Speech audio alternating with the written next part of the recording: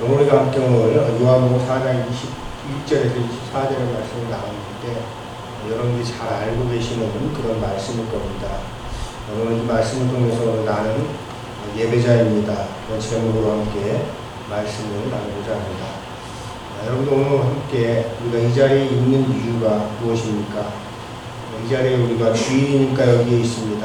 아니면 목사니까, 또 권사니까, 집사니까 우리가 그런 마음으로 이 자리에 있는 것인지, 또 아니면 한 주간의 안식을 위해서 또 말씀을 듣기 위해서 이 자리에 있는가, 이 모든 것들을 다 포함해서 우리는 왜 이 자리에 있냐면 오늘 예배자이기 때문에 이 자리에 서 있다라고 하는 것을 여러분들이 꼭 기억을 하시기 바랍니다. 그래서 여러분들이 오늘 예배를 드리기 위해서 이 자리에 있다, 예배자로 이 자리에 있는 것이다, 이런 생각들을 우리가 해야 되겠습니다. 그래서 우리가 8월 한 달 동안에는 제가 예배에 대한 것을 주제로 말씀을 나누고자 합니다. 왜 그러냐면 우리가 하나님 앞에서 예배자로 바로 서게 되면 우리의 삶이 달라지거든요.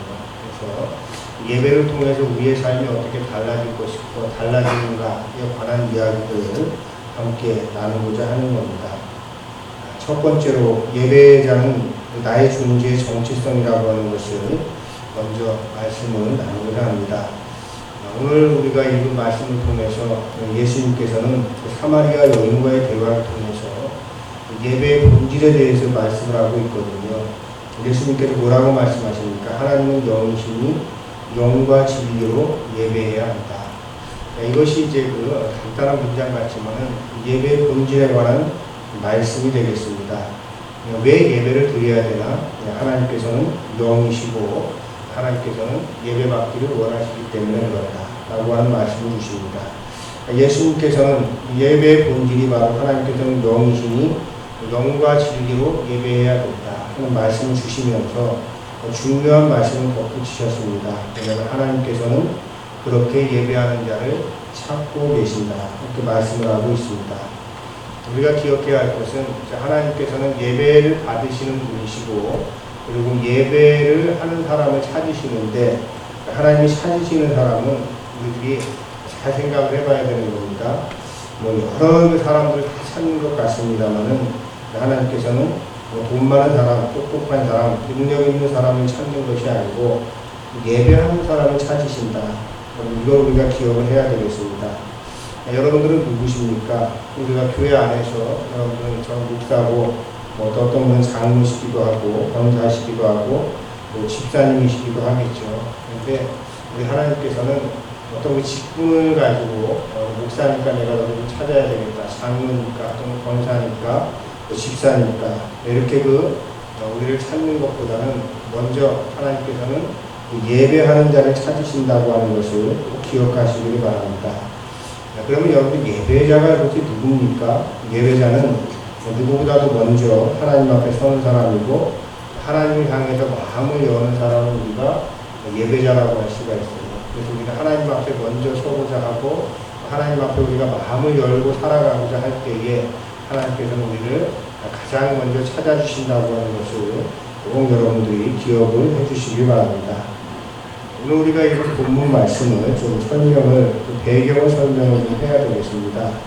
오늘 우리가 읽은 말씀은 앞에서도 말씀드렸지만 예수님이 사마리아 수가성의 여인과 대화 중에 하신 그런 말씀이죠. 대화를 하면서 사마리아 여인이 예수님에게 묻는 겁니다. 우리 조상들은 이 산에서 예배했는데 당신들의 말은 예루살렘에서 예배해야 한다고 합니다. 도대체 어디에서 예배를 드려야 됩니까? 이런 그 이야기를 하는 것이거든요. 이 이야기는 단순한 그냥 그 예배 장소에 대한 호기심이 아닙니다. 왜냐하면 그 사마리아 수가성에 있는 여인도 주일이 되면, 안식일이 되면 늘 예배를 드렸어요. 예배를 드리는데 문제는 그 예배를 드렸지만은 항상 그녀의 마음속에는 깊은 그 불안감과 소외감이 있었다라고 하는 것이죠. 왜 그랬냐면 사마리아 사람들은 원래는 한 이스라엘 사람들 중에 하나였었죠. 솔로몬 시대까지는 12지파가 함께 한 민족을 이루고 있었습니다만은 솔로몬 이후에 남한국 유다와 북왕국 이스라엘로 나누어지잖아요. 나누어지게 되면서부터 이제 북왕국 그 이스라엘 사람들은 예루살렘 성전에서 더는 그 예배를 드리지 못하게 된 거예요. 그렇지 않습니까?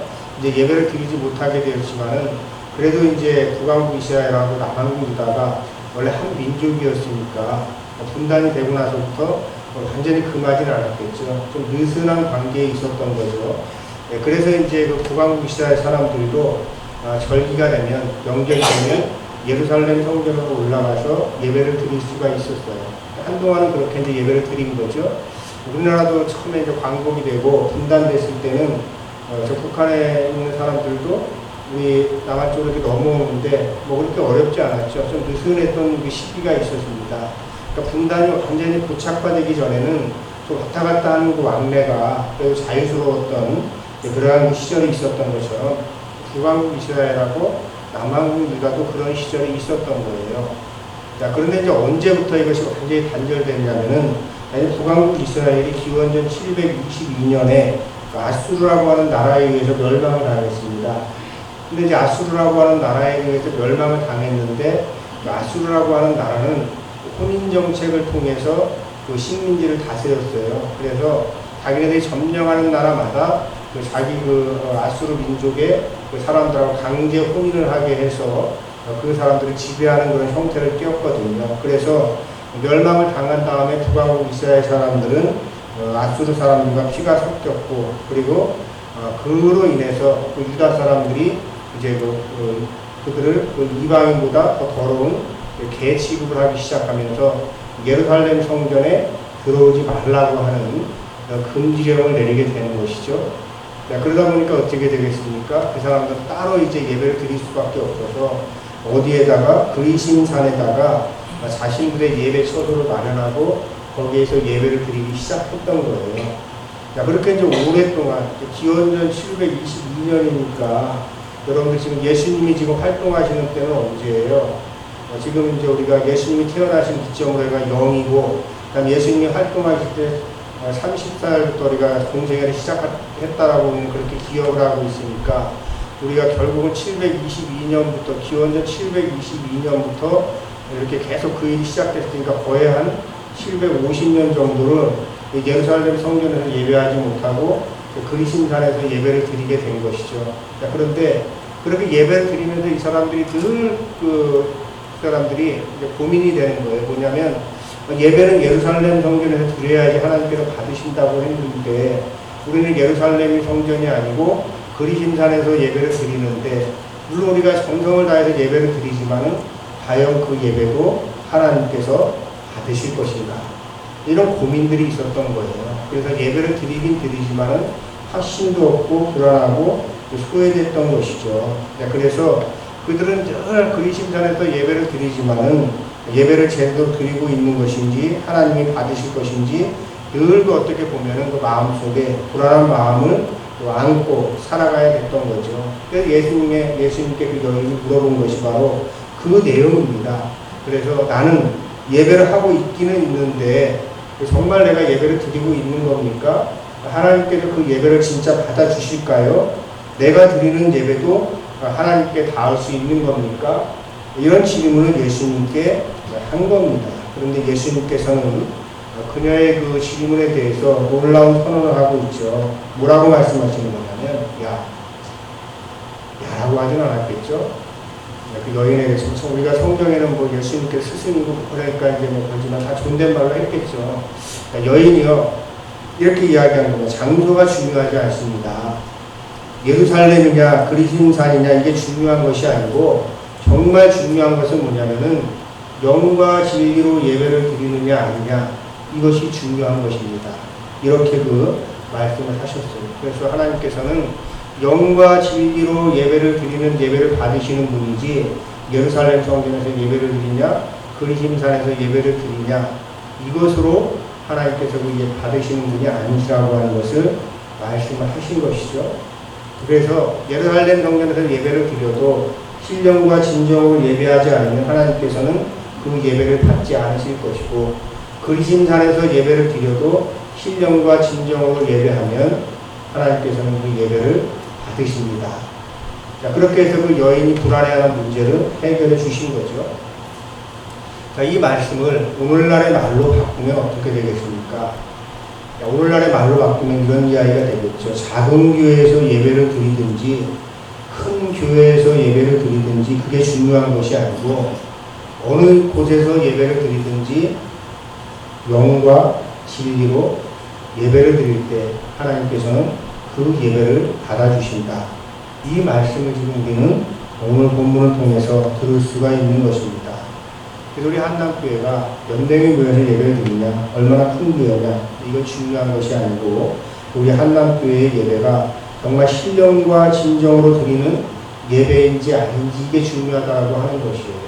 왜냐하면 매주일 예배를 드릴 때마다 우리 한남교회 예배가 신령과 진정으로 드리는 예배가 되기를 기도하고 원하고 또 그렇게 준비를 하고 있습니다. 여러분들도 우리들이 비록 작은 교회고 다른 분들이 모이지는 못하지만은 그 마음속에는 항상 여러분들이 우리가 하나님께서 받으시는 신령과 진정으로 드리는 예배를 드리는 한남교회다. 그런 그 자부심을 갖고 예배를 드리시기를 주님의 이름으로 축원합니다. 네, 그래서 예배는 사실 조건이 아니라 정체성의 문제예요. 정체성의 문제인데 오늘 우리가 그 예수님께서는 사마리아 여인과 그 질문하면서 예배의 본질에 대해서 먼저 알려주셨죠. 예배의 본질은 신령과 진정으로 드리는 것이 예배고 하나님께서 그런 예배를 기뻐하신다고 말씀을 하셨어요. 그래서 그 말씀을 통해서 바로 이 사마리아 여인의 그 상처 입은 신앙과 또 소외된 예배자로서의 어떤 그 불안한 이런 마음을 그 자존감을 다시 회복을 시켜 주신 것이죠. 그리심산도 예루살렘도 아니고 마음이 있는 곳, 진실이 있는 곳, 영으로 예배를 드리는 곳, 그곳이 바로 예배의 자리라고 말씀을 하셨습니다. 근데 예수님께서는 이 말씀은 사실은 오늘도 우리에게 똑같이 주시는 말씀이거든요. 우리가 어디에 있든, 그리고 우리가 어떤 과거를 가지고 살아갔든, 또 우리의 직분이 무엇이든지 간에 하나님께서는 지금 이곳에서 신령과 진정으로 예배하는 사람을 찾고 계신다. 이 말씀을 우리에게 주는 것이거든요. 자, 그래서 결국은 무엇이냐면은 나는 예배자입니다. 라고 하는 이런 생각을 가지고 살아가는 것이 바로 그리스도인으로서의 정체성이라고 하는 것입니다. 그래서 나는 예배자입니다. 라고 하는 이런 정체성을 가지고 우리가 예배를 드리게 되면 예배를 드릴 때에 우리가 어떻게 예배를 드리겠습니까? 오늘날의 많은 그 예배의 문제는 어디에 있냐면은 예배를 드릴 때 관객이 되어가지고 예배를 드리는 사람들이 많이 있습니다. 우리 관객이 되면 안 돼요. 예배를 드릴 때 관객이 되는 것이 아니고 내가 주체가 되어서 예배를 드리는 사람이 되어야 되는 것이죠. 그런데 관객이 아니고 주체가 되면 어떻게 되겠습니까? 누군가 예배 준비를 다 하고 나는 참석만 하면 된다. 이것이 아니고 정말 내가 이 주일 예배를 신령과 진정으로 예배드리기 위해서 내가 적극적으로 예배 하나의 그 준비하고 또 예배를 드리는 하나의 그 주체가 되겠다. 이런 그 생각을 하게 되면은 예배에 참여하는 것이 달라지게 되겠죠. 그래서 우리가 신령과 진정한 마음으로 우리가 예배를 준비하고 참여하는 이 모든 과정에서 나는 관객이 아니고 나도 하나의 그 주체라고 하는 이러한 생각을 가지고 우리가 예배에 참여해야 되는 겁니다. 내가 그렇게 할 수 있는 일이 무엇인가를 여러분들이 찾아야 되는 것이, 발견해야 되는 겁니다. 나는 정말 우리가 주일 예배, 한남교회가 주일 예배를 정말 기쁘고 온전하게 하나님께서 받으시는 그 예배로 드리기 위해서 나는 이런 역할을 할 수 있겠구나. 그런 생각들을 우리가 하나하나 찾아가는 것이 중요하다고 하는 것입니다. 그래서 우리들이 예배를 제대로 드리게 되면 우리의 삶이 달라진다고 하는 것을 여러분 꼭 기억하시기 바랍니다. 왜 그러냐면 하나님께서 예배자를 찾으신다고 말씀을 했잖아요. 그런데 하나님께서 그 찾으시는 예배자가 신령과 진정으로 예배를 드리게 되면 그 다음에 여러분들이 어떻게 됩니까? 하나님께서 그 예배자의 삶을 어떻게 해요? 네, 그 사람의 삶을 하나님께서는 관심 갖고 지켜주신다고 하는 것이고 하나님께서는 그 신령과 진정으로 예배하는 그 예배자의 삶을 기꺼이 도와주시기 때문에 그래서 예배를 우리가 잘 드리게 되면 여러분 우리의 삶이 달라질 수밖에 없는 것이에요. 그래서 하나님께서는 예배하는 사람을 실패와 두려움과 위선과 미움의 자리에 그냥 두지 않고 하나님께서는 그를 일으키셔서 바로 세워주시길 바란다고 하는 것입니다. 그래서 여러분들이 내가 내 삶을 좀 바로 세우고 싶다. 그런 여러분들이 소망을 가지고 계신다면 제일 먼저 해야 될 일이 뭐냐면 예배를 회복하는 거예요. 하나님 앞에 내가 신령과 진정으로 예배를 드리는 그러한 것을 먼저 우리가 회복을 하게 되면 하나님께서는 반드시 여러분들을 바로 세워주신다고 하는 것을 기억하시기를 바랍니다. 제가 목사로서 살아오면서도 또 제 삶에 또 개인적인 그런 삶이 있잖아요. 지금까지 제가 살아오면서 넘어질 뻔한 순간들도 있었겠죠. 그리고 또 힘든 순간들도 있었습니다. 그럼에도 불구하고 지금까지 내가 그런 대로 내가 지금까지 감사하고 그런 대로 이 정도면 뭐 큰 성공을 이루지는 못했지만은 그래도 내가 못난이처럼 살아가진 않았다. 그렇게 고백하면 살아갈 수 있는 이유가 어디 있을까 생각을 해보면은 제가 예배자로 살았기 때문에 그런 것입니다. 예배를 집례하는 위치에 있었지만은 주일이 되면 예배의 소중함에 대해서 또 예배의 중요성에 대해서 제가 인식을 하고 목사로서 내가 예배가 정말 예배다운 예배가 되기 위해서 준비를 해야 되겠다. 이런 마음으로 늘 살아왔었기 때문에 하나님께 도와주신 것이겠죠. 저는 그렇게 생각을 합니다. 그런데 저만 그렇겠어요? 여러분들도 한 사람 한 사람이 내가 정말 예배자로서 하나님께 신령과 진정한 마음을 담아서 예배를 드리겠다고 하는 이런 마음을 가지고 나와서 예배를 드리게 되면 하나님께서는 그 사람을 바로 도와주신다고 하는 것을 꼭 기억을 하시길 바랍니다. 왜 그러냐면은 예배가 아무것도 아닌 것 같지만은 일주일에 한 번 나와서 1시간 드리는 것 같지만은 예배가 내 삶의 방향과 그 다음에 그 중심이 된다고 하는 것을 성경은 말씀을 하고 있습니다. 그러니까 예배는 단순한 그냥 종교 행위가 아니고 예배를 어떻게 드리느냐가 그 사람의 존재의 방향성을 결정을 합니다. 그래서 칼 마르트라고 하는 신학자가 이런 얘기를 했어요. 예배는 교회의 심장이다. 이렇게 이야기를 했거든요. 이 이야기가 뭐냐면 교회가 예배를 제대로 드리지 못하면 심장이 멈춰버리면 어떻게 됩니까? 죽을 수밖에 없잖아요. 그러니까 예배를 드리지 않는 교회는 그건 교회도 아니고 그냥 무너질 수밖에 없다라고 하는 이야기예요. 그러니까 교회가 교회로서 제 역할을 잘 하려면 예배를 드려야 된다고 하는 것이거든요. 자, 심장이 뛰지 않으면 생명이 없듯이 예배가 없는 교회, 예배를 제대로 드리지 않는 교회는 죽은 교회예요. 그리고 또 이것을 조금 우리가 축소시키면은 우리가 예배가 흐트러진 개인, 그 개인은 어떻게 되겠습니까? 하나님과의 관계도 흔들릴 수밖에 없는 것이죠. 오늘날의 예배가 여러분들 왜 문제냐면 형식과 습관으로 전락해버렸어요. 그래가지고 예배의 자리에는 와요. 자리에는 오는데 여기 앉아가지고 우리가 신령과 진정으로 예배에 집중하는 것이 아니고 마음이 딴 데가 있다는데 그 문제가 있는 거예요. 마음이 딴 데가 있고 몸은 여기에 와 있는데 영혼은 다른 곳을 떠들고 있다라고 하는 것입니다. 그리고 많은 그 교회 예배들이 어떻게 되냐면 예배를 드리는 예배거든요. 예배가 어떻게 되면 보는 예배가 되어버렸어요. 저희 교회 예배가 그렇다는 것이 아니고 일반적인 예배가 그렇게 변했다라고 하는 겁니다. 그래서 예배가 뭐가 됐냐면은 드리는 건데 보는 예배가 됐어요. 보는 게 뭐죠? 쇼거든요. 쇼예요. 자, 그래가지고 교인들도 어떻게 그 생각을 하냐면은 예배를 드리고 나면은 재미있는 혹은 감동적인 드라마를 한 편 본 듯한 그런 느낌을 받으면 나갈 때 다 뭐라고 이야기해요? 은혜 받았습니다. 이렇게 이야기를 하고 목사는 또 어떻게 준비를 하냐면은 교인들이 은혜 받았습니다라고 하는 그 이야기를 갖다가 교인들에게 많이 듣기 위해서 그런 소리를 들으려고 교인들의 입맛에 맞는 그 메시지를 전하는 데 급급해요. 어떻게 하면 교인들한테 내가 은혜 받았습니다라고 하는 소리를 많이 들을 수 있을까? 또 교인들이 은혜 받았습니다라고 하는 느낌을 많이 줄 수 있을까? 이런 관점에서 예배를 준비하다 보니까 어떻게 되냐면 계속 예배는 쇼가 되는 겁니다. 그래서 여러분들 어떻게 됩니까? 교인은 교인대로 예배를 드리다가 자기 마음에 걸리는 메시지를 들으면 그러니까 이 교회에 나올 필요가 있어? 교회를 떠나게 되는 것이죠. 그대로 기억을 해야 돼요. 쇼로 전락한 예배는 하나님을 기쁘게 하는 것이 아니라 인간을 기쁘게 하고 그리고 인간을 기쁘게 하는 것들은 오늘날의 사회 속에서 대부분 만문적인 것들과 관련이 있습니다.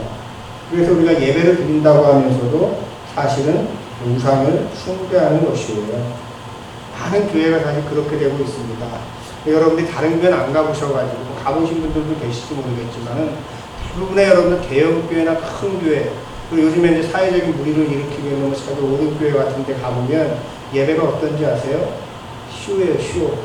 그래가지고 여러분 무대 장치서부터 해가지고 모든 것들이 다 완전히 완벽하게 다 갖춰져 있습니다. 그래서 목사가 등장하기 전에 뭐 막 그냥 그 조명 같은 것들 막 비춰주고 막 이렇게 하면서 찬양단들이 찬양하고 사람들 완전히 그 흥분의 도가니 상태에 막 빠져있게 하다가 목사가 나올 때쯤 되면은 드라이 아이스 같은 거 밑에서 쫙 올려주고 신비스럽게 목사가 쫙 나오면 거기에서 마이크나 음향시설 이런 것들도 기가 막힙니다. 그래서 목사의 목소리가 얼마나 좋은지 어쩐지 모르겠지만은 일단 마이크를 통해 나오는 목소리는 완전히 신령한 목소리로 그냥 쫙 돼가지고 나오는 거예요. 그리고 목사가 한 15분 정도 메시지를 쫙 전하고 그리고 또 나가면은 그 사이에 또 찬양대나 또 밴드나 이런 것 사람들이 쫙 해가지고 예배가 1시간 반 정도가 완전히 그냥 그 쇼를 갖다가 보고 오는 어떤 그 아이돌 뭐 공연 같은 것도 보고 나오는 그런 느낌으로 예배가 쫙 진행이 되는 거예요.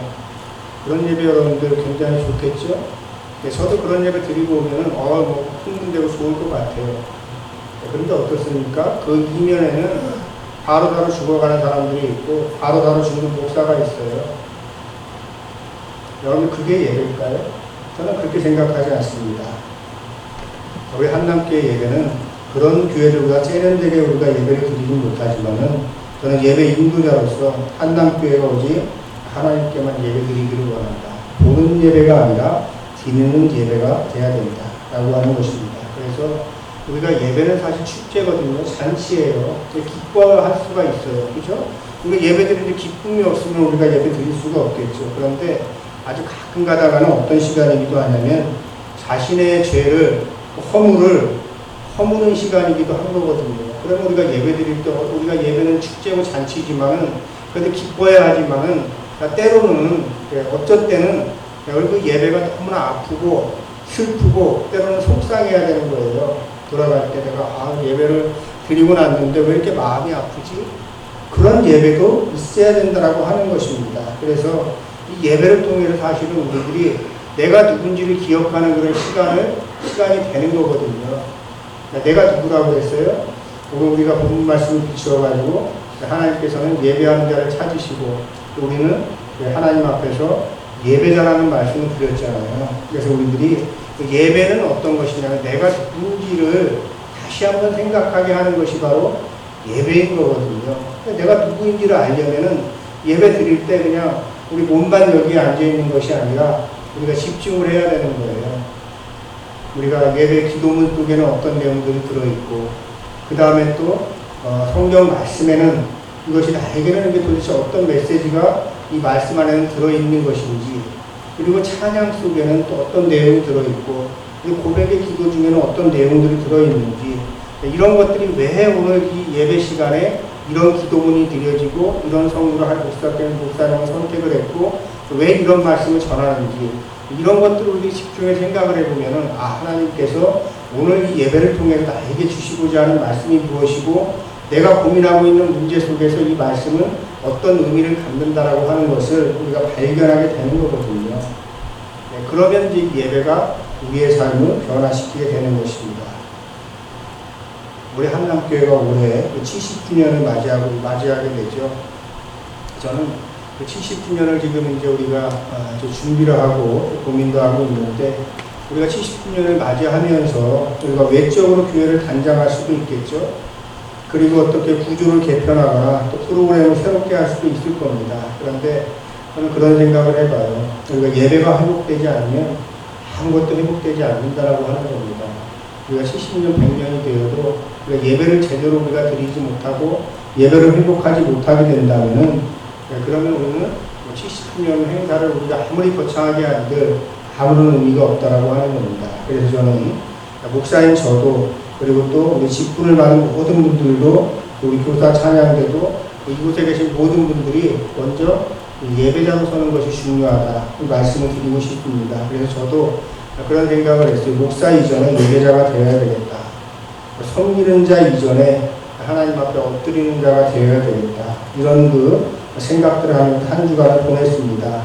우리 예배가 회복되려면 저뿐만 아니라 우리 한 사람 한 사람이 예배의 주체가 되어야 되는 거거든요. 제가 앞에서도 말씀을 드렸죠. 그 예배를 준비하고 또 사모하는 일을 우리 나 혼자만 하는 것이 아니고 각자 한 사람 한 사람이 다 그런 마음을 가지고 있어야 되는 거예요. 그리고 우리가 신령과 진정으로 드리는 예배는 내용도 물론 중요하죠. 그런데 형식도 무시하지 않는다고 하는 것도 반드시 여러분들 기억하시기 바랍니다. 오늘 많은 교회들이 그 형식을 중요시하지 않거든요. 저는 이거는 목욕을 버리다가 애까지 버린 그런 천국이 되었다. 저는 이렇게 생각을 합니다. 그러다 보니까 제가 앞에서 이야기한 예배가 형식이 없어요. 그냥 감동만 주려고 하다 보니까 어떻게 됩니까? 쇼가 됐고 그 쇼를 연출하기 위한 기구들과 공간들과 또 엔지니어와 또 참석한 이들을 울게 하거나 또는 웃게 하는 그런 연기자가 필요한 거죠. 그러니까 목사가 메신저가 아니고 연기자가 되어버린 거예요. 이런 형식을 우리들이 기억을 해야 됩니다. 그래서 목사들이 더 이상 메시지에 매달리지 않고 그냥 자기 이미지 관리를 갖다가 해서 자기 이미지를 파는 데만 관심이 있는 거예요. 그러니까 목사가 자기 이미지를 잘 만들어가지고 그래가지고 팔면 어떻게 됩니까? 그 교회로 많은 사람들이 오겠죠. 그럼 외형과 양적인 성장은 이루어갈 수 있지만 복음의 중심을 잃어버렸다라고 하는 것입니다. 그래서 예배는 사실 세상의 쇼보다 세련되지 못해도 괜찮아요. 그리고 메시지가 늘 그걸 참석한 사람들의 마음을 다 위로만 해주고 품만 주고 이러지 않고 때로는 그 메시지를 통해서 그 사람들이 상처를 받을 수도 있고 아파할 수도 있거든요. 거슬릴 수도 있어요. 그런 필요가 있다고 생각을 합니다. 그래서 정말 중요한 것은 뭐냐면 그런 예배라고 해도 신령과 진정으로 예배를 드리고자 하는 사람들에게는 그런 그 거칠고 조금 미흡한 것 같고 때로는 내 마음을 다 위로해 주지 않는 그런 메시지라고 할지라도 그것이 바로 뭐가 되는 거냐면 영원히 목마르지 않는 영생수가 되는 거예요. 그러니까 사마리아 여인이 예수님을 만난 다음에 영생수를 얻잖아요. 그 내용이 다 연결되는 거 아니겠습니까? 그래서 우리 한남교회에서 우리가 예배를 드릴 때 우리는 다른 큰 교회보다 좀 덜 세련되었을 수도 있어요. 그리고 예배 드릴 때 여름 같은 때는 그냥 덥기도 하잖아요. 좀 불편할 수도 있습니다. 그러나 우리 한 사람 한 사람이 예배자로 설 때 우리 한남교회는 보는 예배가 아니고 드리는 예배를 드릴 수 있는 것이죠. 그리고 여러분들이 주보를 보면 사실 우리 교회 예배 순서는 보통 우리 그 개신교회 예배하고 비교해 보면 엄청 복잡하고 힘들어요. 다른 교회들은 대부분 한 장도 그 예배 순서가 다 들어있는데 그거 채우는 것도 힘들어가지고 간격 엄청 넓혀가지고 한 페이지 겨우 맞춰놓거든요. 별로 순서가 없어요. 저는 굉장히 불만이 잘못된 거라고 생각을 해요. 형식이 그냥 만들어진 게 아니거든요. 그래서 저는 최소한의 형식을 찾아가지고 이렇게 만든 게 이제 우리 한남교회 예배 순서인데 다른 목사님들이 보면 이렇게 길어가지고 어떻게 1시간 안에 예배를 끝내 당신이 그럼 설교를 짧게 하면 되지. 그렇게 얘기하거든요. 그런데 보면은 아직 순서는 엄청 짧은데 목사님 설교는 막 30분이 넘어가지 막 50분, 60분 막 이렇게 하는 교회들도 많이 있는데 저는 그거는 굉장히 잘못된 일이라고 생각을 해요. 심지어는 우리가 유교 제사 지낼 때도 그 상차림 아무렇게나 하지 않잖아요. 그죠? 저는 알지 못하지만은 과일도 어떤 순서로 놔야 되고 고기도 어떤 순서로 놓고 이런 게 다 있거든요. 그런 어떻게 보면 그런 그 제사 지내는 사람들도 그런 순서를 갖다가 이렇게 중요하게 생각하는데 우리 하나님 앞에 예배 드린다고 하는 사람들이 형식을 아무런 저기도 없이 그냥 하면은 예배를 우리가 드릴 수가 없다라고 하는 것이죠. 그래서 예배는 내용도 중요하고 형식도 중요한 겁니다. 그래서 여러분들이 하나님께 예배는 좀 복잡하네 이렇게 생각하지 마시고 이것이 최소한 우리가 예배 드리는 데 있어서 우리가 잊지 말아야 될 형식이구나. 그 형식을 지키고자 하는 것이구나. 여러분들 이렇게 생각을 하시면서 보시고 그러면서 여러분들 한 분 한 분이 그 예배자로 서시기를 바랍니다. 그러니까 정리하겠습니다. 그러니까 예배의 자리에서 우리 한 사람 한 사람은 다 다시 태어납니다. 왜냐하면 우리는 저를 포함해서 모든 분들이 이 세상 속에 살아가다 보면 상처를 안고 살아갈 수밖에 없어요. 좋은 일만 있습니까? 아픈 일도 있고 사실은 좋은 일이 더 많지만 아픈 일 한 가지가 있으면 그게 사실은 우리를 지배하는 거거든요. 상처라고 하는 것이 그런 거예요. 우리 몸이 여러분들 다 성한데 어떨 때 손가락에 가시 하나 자꾸 박혀보세요. 그럼 모든 집중이 다 글로 되는 겁니다. 글로 되고 그 가시가 해결되기 전에는 그 손가락이 아파가지고 다른 모든 게 할 수가 없어요. 모든 게 다 그렇지 않습니까? 우리의 몸 중에서 여러분들 어디가 아프면 굉장히 괴롭다고 하냐면 눈이 아프면은 온몸이 다 아픈 것보다 더 괴롭다고 이야기하는 분도 계시고 어떤 분은 귀에서 또 이명현상이 나면 또 그렇다고 하는 분도 계시거든요. 다 맞는 얘기 같아요. 그게 뭐냐면은 우리의 삶이라고 하는 것이 그런 거예요. 상처가 아무리 작은 것이라도 그게 우리의 그 삶을 굉장히 힘들게 하고 우리를 가장 억누르는 그러한 요소가 된다라고 하는 것이죠. 그래서 실패와 낙심과 또 피로하고 또 번아웃 상태, 또 관계에 깨어짐, 또 신앙의 권태, 내가 또 어떤 일을 이루고자 하는데 그 일이 안 돼가지고 계속 좌절되고 그러니까 이런 느낌들이 우리의 삶을 지배할 수밖에 없는 거거든요. 그런데 예배의 자리는 우리가 다시 태어나는 자리예요. 우리가 예배를 드리면서 하나님의 말씀을 듣고 하나님의 음성을 듣고 우리가 기도하면서 우리의 그런 상처를 우리가 위로를 받고 우리가 찬양을 하면서 또한 우리가 다시 한번 힘을 얻고 또 새로워지고 또 우리가 그 침묵 속에서 또 우리 하나님을 다시 만나는 거거든요. 그러면 우리가 예배를 드리면서 어떻게 됩니까? 우리가 다시 고쳐지고 다시 빚어지고 새로워지는 겁니다. 예배의 힘이라고 하는 것은 그런 거거든요. 그래서 우리들이 예배 드려 나올 때 그 기쁜 마음만 가지고 나올 수가 없어요. 우리가 상처받은 마음을 가지고 나올 수밖에 없고 아플 수밖에 없습니다. 그러나 우리가 예배의 시간은 바로 우리가 받은 모든 상처들을 하나님 앞에 내려놓고 새롭게 빚어지는 시간이다 라고 하는 것 여러분들 꼭 기억하시기 바랍니다. 제가 2025년 8월에는 예배 회복의 길로 나아가기를 원하면서 예배와 관련된 메시지를 전하려고 하는 겁니다. 그 시작은 제가 아무리 생각을 해봐도 우리가 프로그램 바꾸는 것이 우리의 삶을 바꾸는 것이 아니고 나 한 사람이 정말 나는 예배자입니다. 그러니까 한 사람의 그 정체성이 예배자의 정체성을 회복할 때 이 교회도 달라지고 우리의 삶도 달라진다 라고 하는 것을 제가 그동안에 고백을 하고 또 정리를 하게 됐습니다. 그래서 여러분들 다시 한번 오늘 저는 묻습니다. 나는 누구인가? 그 질문할 때 나는 하나님을 예배하는 예배자입니다. 제가 그 예배를 강조하는 이유는 우리는 예배의 자리에서 다시 태어난다고 하는 것을 꼭 기억하시길 바랍니다. 그래서 우리들이 내가 다시 한번 태어나고 싶다. 다시 한번 내가 바로 서고 싶다라고 하는 분들은 예배를 신령과 진정으로 드려야 되는 것이죠. 나는 예배자입니다. 이 고백이 오늘 여러분의 삶에 새겨지셔서 여러분의 삶에도 큰 변화가 있기를 주님의 이름으로 축원합니다. 우리 함께 말씀을 기억하면서 함께 거듭 기도드리겠습니다. 하나님, 오늘 우리는 나는 예배자입니다 라는 말씀 앞에 섰습니다. 예배를 형식처럼 여겼던 우리의 습관을 회개합니다. 누군가가 준비한 자리에 앉아 구경하듯 예배했음을 고백합니다. 하나님, 저희가 먼저 예배자가 되게 하옵소서. 직분자이기 전에 예배자가 되게 하시고 목회자이기 전에 먼저 하나님 앞에 엎드리는 예배자가 되게 하옵소서. 예배의 자리에서 다시 태어나게 하옵소서. 세상에서 닳고 마른 심령이 예배의 자리에서 새 힘을 얻게 하시고 진정한 말씀과 기도와 찬양으로 우리의 영혼이 살아나게 하옵소서. 우리 한담교회가 예배 회복의 길을 걷게 하시고 모든 공동체가 함께 하나님을 예배하는 교회로 다시 서게 하옵소서. 예배의 심장으로 다시 뛰게 하시고 예배의 생명으로 우리 한담교회를 다시 일으켜 세워 주옵소서. 예수님의 이름으로 기도하옵나이다.